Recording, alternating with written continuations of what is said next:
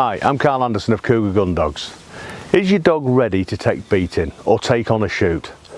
And what does it mean? Where do we start? Well, basically a shoot means we put the birds in one area and present them to the guns. And to do that on a lot of the shoots we need dogs. Some gamekeepers will not allow dogs, won't have dogs unless they're in the picking up team.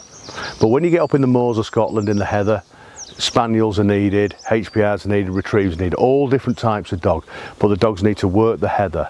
In Lincolnshire we're mainly on cover crops, hedges, stubbles, so we need the dogs to bring it in, but in a more controlled manner.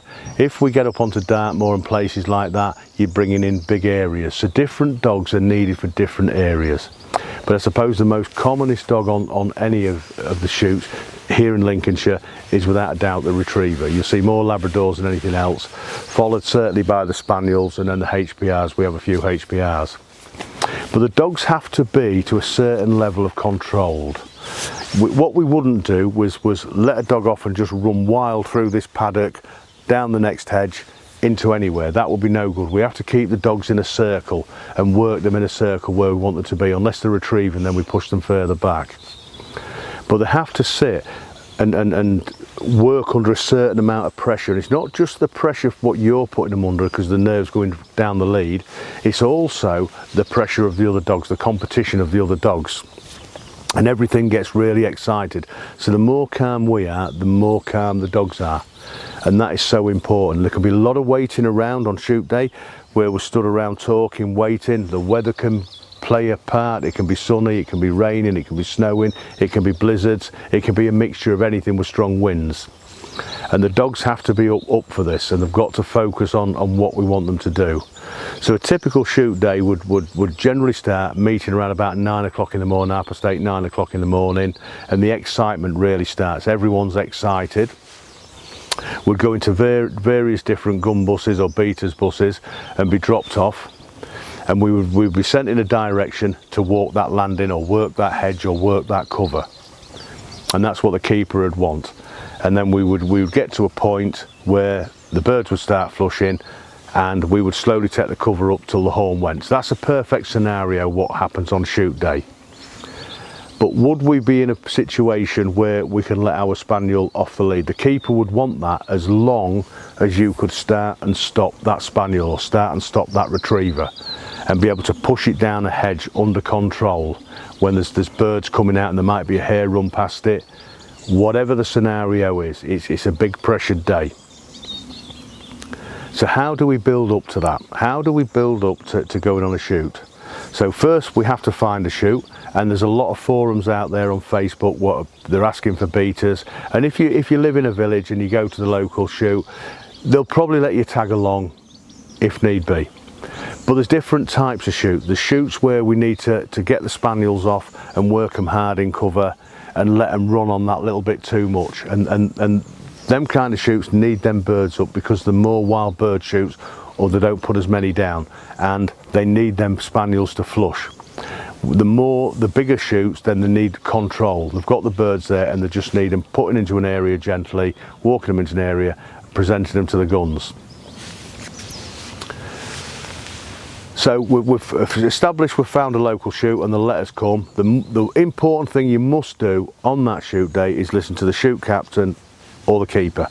They are the people who know what it's all about. If they say walk down that hedge there, there's a reason for walking down that hedge there.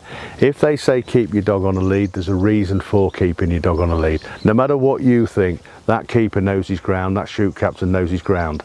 And it's so important to listen to them. They're the guys bringing it all in. And they're the ones, if you do a good job, will say come back, and then you're in the team for year after year after year. And you can meet some great people, like-minded people who just want to work the dogs and be involved in this fabulous sport.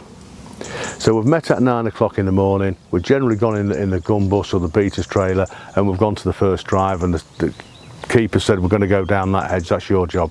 So you go down the hedge and you're basically looking to left and right, and you're keeping in with all the other beaters in a nice straight line.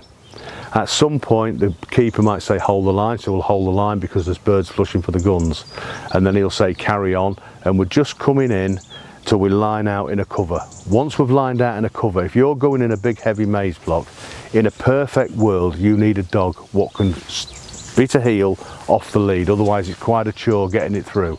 If that is the case, and you're not ready for your dog to come off the lead, or it's a little bit too excited, you would kind of hold your lead and let your dog walk behind you. Train it to walk behind you so you can walk through the maze.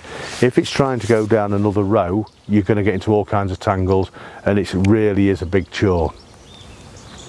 When you're going down the maze, you'll find out there's rides already cut out in some, and again it depends on the keeper. There's rides absolutely cut out, and you will stay on them rides and they'll regroup you, and then we'll carry on again. When the horn goes at the end of a particular drive, the keeper will probably say early on in the year, back out, and he might pick one or two of his out to go and help the pickers up. There'll be a team of pickers up there doing what they do best, but he might need a bit of extra help to pick one or two up. Otherwise, it'll be a case of going back to the gun bus and waiting for the next drive to start. But you've got to ask yourself, is your dog ready? And if your dog's barking on the lead or pulling on the lead and choking on the lead, maybe it's not ready and you need to concentrate on one of the elements. So I would probably say most times it's always going to be back to that heel work.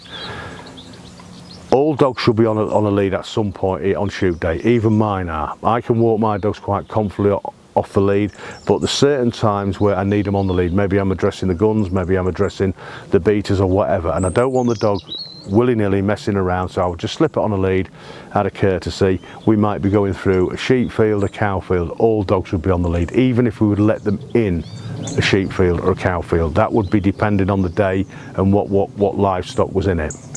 That's just a quick rundown of what we would expect on shoot day. Anyone can get into the sports. Like I said, there's lots of forums out there, there's lots of shoots out there who will welcome people with well-trained dogs, and everyone's got to start somewhere. So if it's something you're interested, join one of the forums, inquire, and just go out and enjoy the dogs. But if you can get your dog something steady like these, and I know these are well trained, but they're both on a young dogs, that 3.5-year-old and just over 2-year-old. They're on a young dogs.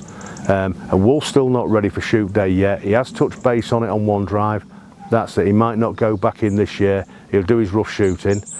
But you want them solid. That the more perfect we can get these dogs, the more we put into these dogs, the better results we get, and then we've got them for life. That's just an insight into are your dogs ready for shoot day. I hope you've enjoyed it. Please send in your comments.